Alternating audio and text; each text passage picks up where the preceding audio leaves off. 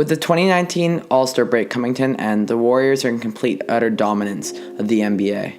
They're currently first in the Western Conference and are looking to three-peat this season. As the playoffs approach, I was kind of wondering which teams will be able to challenge the Warriors and potentially knock them off as NBA champions for 2019. A bunch of teams came to mind, including the Milwaukee Bucks, Toronto Raptors, Oklahoma City Thunder, and then also the 76ers. But I came with the Sixers as the team that I believe will knock the Warriors off. Now, to start with the other teams first, I just want to give you a little reason why I did not choose the other teams, and then I'll dive into why I think the Sixers had the potential to beat the Warriors in a 7-game series. So with the Raptors first, you have Kawhi Leonard and an improved team that did very well last year and is doing well again. I think the thing they lack is multiple stars. They only have Kawhi. Kyle Lowry, although he is a star, they need another superstar to really challenge them.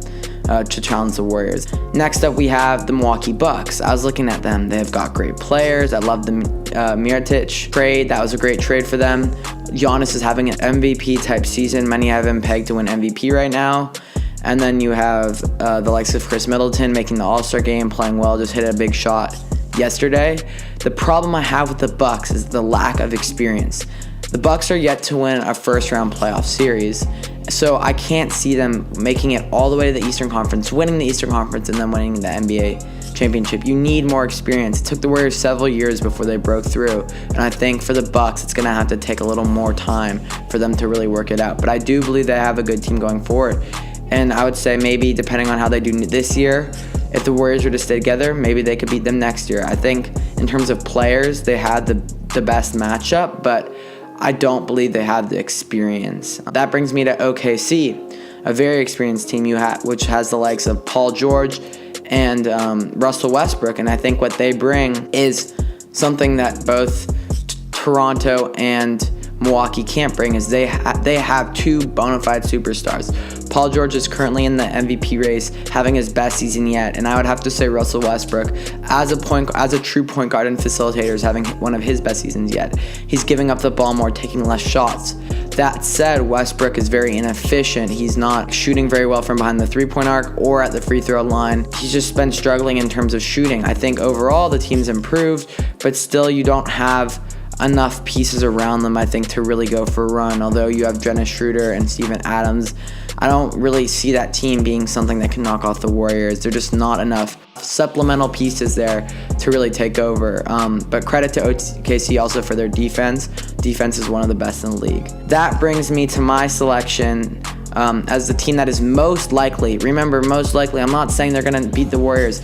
I don't even know if this team will make it to the NBA Finals. I believe if there is a matchup, the 76ers is the most likely team to upset the Warriors for their three-peat. So we have the Sixers starting five being Ben Simmons, JJ Redick, Jimmy Butler, Tobias Harris, and Joel Embiid.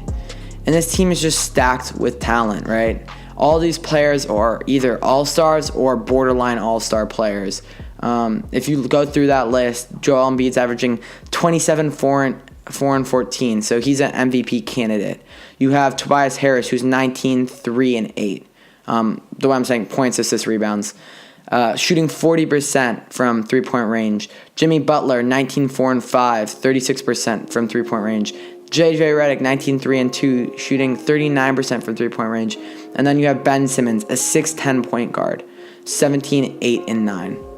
I think one thing that is so unique about Simmons is as a point guard being 6'10", you can't put Curry on him, you can't put Clay on him, you can't put Draymond on him. So either Boogie has to take Ben Simmons, which isn't going to happen, or KD has to mark Ben Simmons. With KD marking Ben Simmons, that allows players like Tobias Harris, JJ Redick, and Jimmy Butler to really work offensively without having an elite player. And KD is someone who usually has the reach over his fellow player, but with Ben Simmons being taller, he won't have that same reach and ability to block shots, which makes KD so good defensively. So I think that's a very interesting matchup there. In terms of shooting, three-point shooting, they're pretty good at three-point shooting. As I said, JJ Redick shooting 39%. He's a sniper. He's a great three-point shooter.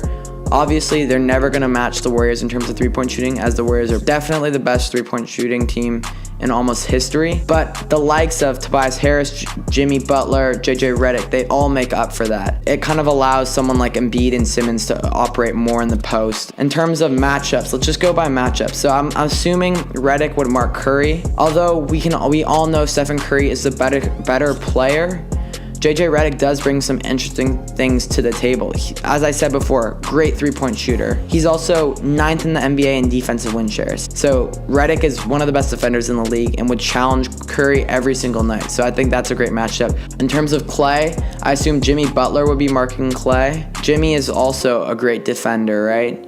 He's known for being hardcore, tough, and then playing great defense. His defensive win shares have dropped a little bit this year to 65th, but he's still a great defender who would push Clay and rough up Clay and bother Clay. And in terms of that, Clay, we've seen him get into shooting slumps like he had earlier this season, and he's one of the streakiest players in the NBA in terms of, although he can be very consistent, at times he can be very hot or very cold. And I think Jimmy could psychologically not get in the head of Clay, but just bother him, be an annoyance, be it like pest. So I think that's an interesting matchup to watch. Also, it's interesting, this year is Klay Thompson is not as great defensively. We always give him great credit because he takes the harder defensive assignments, but he's 121st in defensive win shares. He's been focusing a little more on the offensive end, as I guess his head was there earlier in the season when he was going through that shooting slump. Next, we have Kevin Durant and Ben Simmons. Now that's an interesting matchup right there, as I said before. So Ben Simmons is a weird player. He's 6'10", but he plays point guard, and then he also cannot shoot from three. He's shot 0% from three. He's only taken 1 or 2 attempts all season. So KD can kind of wait in the lane for Ben to come down, but Ben's also relatively predictable. However, he can get to his spot, and he's taller than KD, so he will be able to get up and over him at the rim. But I think what's also cool about Ben Simmons is, although he's ranked 89th in defensive win shares, which is not bad, it's not great, what he brings to the table is that he is 6'10", so KD will not have that same ability to shoot over him that he does to like even LeBron. Ben Simmons will be able to block those shots or at least contest them. And he's also got lots of energy. If he was to really focus a little more on the defensive end when it came to like a team like the Warriors, which I assume he would, he could do a good job. His only thing would having to stay in front of KD, because although Ben Simmons is very quick and can move well, I think sometimes he reaches a little too far and gets beat. So it would just be staying in front, and I think that would be an interesting matchup. Although KD is the better player, I like Ben Simmons matched up with him because of height, because of length, all of that. That brings me to Tobias Harris and Draymond Green. For those of you who don't know, Draymond Green is not having his best season. He's averaging 7 points, 7 assists, 8 rebounds, 25% three-point range, which is terrible shooting, but he's the heart and soul of the Warriors, so he's obviously a big player for them. And he's 35th and defensive win share. So he is the Warriors he is their best defensive player. The interesting thing though is Tobias Harris, although he's 159th in defensive win shares, which doesn't matter in this matchup because Draymond Green is not great at scoring the basketball. So Tobias Harris doesn't need to play great defense on Draymond Green. You can back off and let him shoot the ball because he's probably not going to score from three. I would say that's a great matchup for Philly because Tobias Harris is averaging 19 points, 3 assists, 8 rebounds. He's got a little height on Draymond, 2 inches, give or take, and he's shooting 40% from three, so he is a sniper. That brings me to the final matchup, which is Joel Embiid versus Boogie Cousins, right? A year ago, this debate may have been a little closer, but with Boogie coming off that injury, that Achilles injury, it definitely spreads out the playing field. You have Joel Embiid, 7 foot tall, 27 points, 4 assists, 14 rebounds, shooting 30% from three, which isn't bad for a big man, and number 6 in defense in the whole NBA.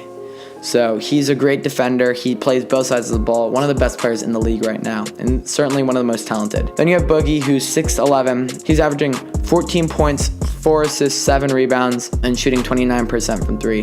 However, Boogie is the 150th defensive player in the NBA. So defensively, Boogie is average, maybe a little below average. If you're the Sixers, you're looking to get the ball to Embiid when Boogie's marking him. Because although Boogie is hard and brings a physical presence, he's not the best defender, and Embiid is so skilled, so quick, so strong that he can probably move Boogie around a little bit and then use his skill to get around him. There's no one really on Golden State who has the ability to stop Embiid. In terms of like their bench, neither bench is great because they're so stacked with talent. Both these teams are top heavy, so neither team is going to be amazing bench-wise. I would give the edge to the Warriors, though, in terms of bench. TJ McConnell shooting 35% from 3, Mike Scott shooting 38%. Good players, probably both averaging around 4 to 8 points. I think they're both around 6 right now. So they're not going to be high scorers off the bench, but they can provide decent three-point shooting, which is something the Sixers need because they have to spread the floor when Ben Simmons and Joel Embiid are both on the court. Then you have, from the Warriors, you have Andre Iguodala, who's definitely the best bench player out of both teams. He's averaging 37% from 3, 14 points, so he definitely is someone who can boost them, but he is getting up in age in terms of when I last watched the Warriors play live, he just doesn't have the same leaping abilities, same jumping abilities, and he's still a decent defensive player, but not the same guy who locked down LeBron a couple years ago. And then you have Jonas Jerebko, who is shooting 35% from 3. It's kind of slow, typical European player, can shoot, pretty skilled, but kind of slow, not as athletic. Here's another interesting thing I found when I was looking up the Sixers is they're the 13th defensive team to the Warriors' 15th. Now I want to talk a little bit about the intangibles for the 76ers and partially why I chose them, right? I think their height is something that could challenge the Warriors. Even though the Warriors have added DeMarcus Cousins, I don't think that necessarily saves them because the Sixers are very tall. You have 4 players on the Sixers over 6'8". To the Warriors too. But I do think that kind of toughness is something the Warriors don't necessarily deal well with when teams are big and physical. And with that physical presence said, I believe that the Sixers have a good opportunity to knock off the Warriors from three-peating in the NBA Finals this year. These guys really want to win. They're very competitive, and they've been here before now, right? It's no longer the process.